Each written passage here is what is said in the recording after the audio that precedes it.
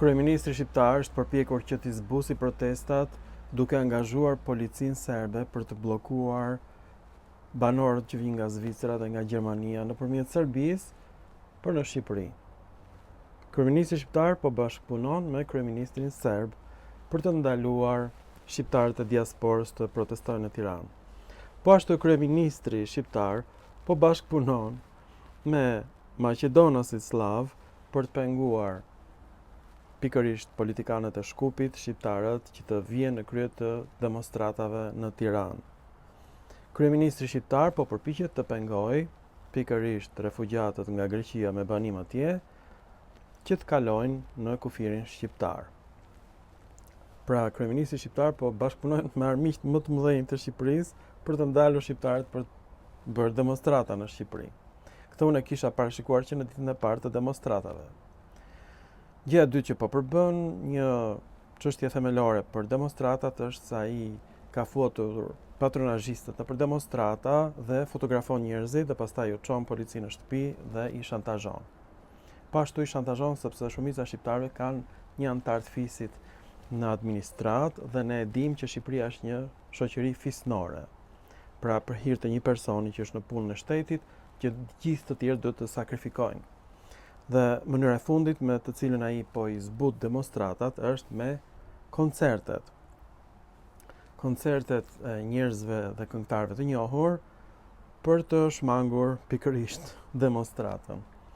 Një tjetër mënyrë e shmangjes së vëmendjes nga demonstratat është problemet të mëdha që kanë familjet patologjike shqiptare me adoleshentët dhe çdo familje ka një problem të tillë, sidomos familjet në Shqipëri që janë shumë të varfra dhe këto merren nga arkiva këta filma të vjetër dhe rishfaqen nga studiot që punojnë për Edi Ramën. Pra që të gjithë stacionet televizive private sponsorizohen në mënyrë indirekte nga paratë e korrupsionit, nga incineratorët. Tani, mënyra e fundit është që të futen sa më shumë njerëz ignorant në demonstrat dhe të denigrojnë demonstratën, njerëz që nuk dinë të lexojnë nga telefoni kërkesat e demonstratës. Mënyrë tjetër është duke futur Blendi Fevziun dhe agjentë të tjerë në mes të demonstratës dhe duke shmangur pra kërkesat themelore të demonstratës dhe duke shfaqur pika të reja të pafundme. Pra lista e kërkesave është bërë nga flagmingot deri tek dorëheqja e kryeministrit. Dhe fundit fare është që ai po përpiqet të plotësojë disa nga kërkesat e protestuesve dhe të krijojë një valvë shpërthyese, siç është tenxherja me presion që ka valvulën e presionit, edhe ai po përpiqet ta ulë presionin e demonstruesve. Për këtë po ndihmon dhe moti, i cili është gjithmonë dhe më i nxehtë si një verë më e nxehta e shekullit që ka ndodhur ndonjëherë. Pra ka shumë faktorë që po punojnë për Edi Ramën. Ai është mjeshtër i shmangjes së konflikteve. Është një skile e vjetër. Të gjitha këto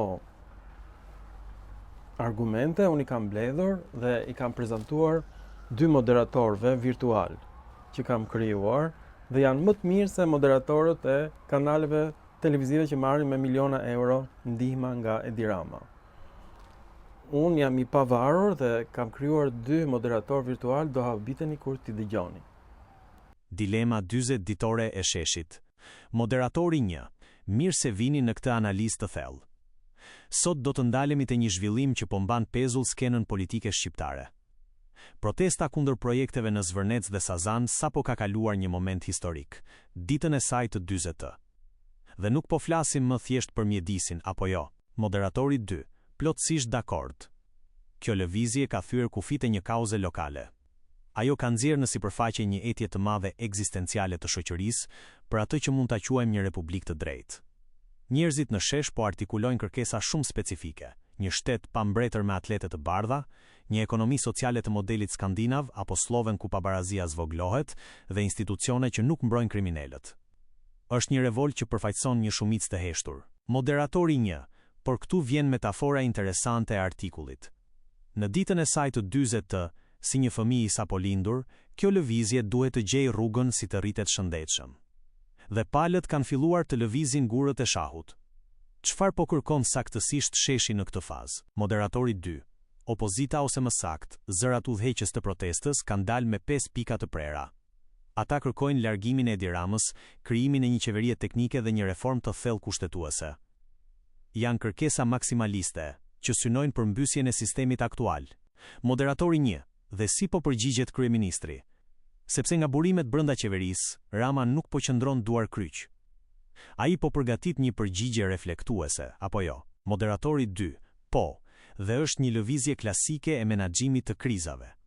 Rama pritet të ofrojë një riformatim të kabinetit, shkarkime në administratën e lartë, por edhe diçka më strukturore, ndryshime në mënyrën se si jepen kontratat publike dhe lejet për kullat e hoteleve të mëdha, duke premtuar madje edhe një sistem konsultimi online me publikun. Moderatori 1.